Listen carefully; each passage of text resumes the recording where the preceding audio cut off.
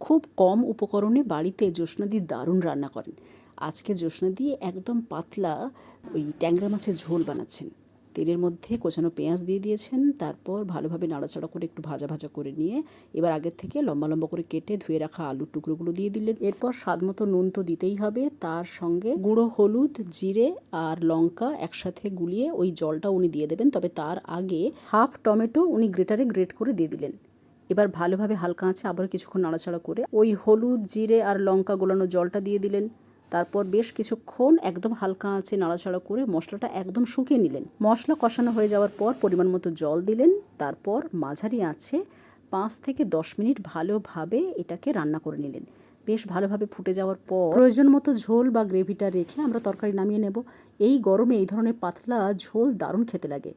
স্বাস্থ্যের কথা মাথায় রেখে শুকনো লঙ্কা বা গুঁড়ো লঙ্কার পরিবর্তে কাঁচা লঙ্কা ব্যবহার করবে।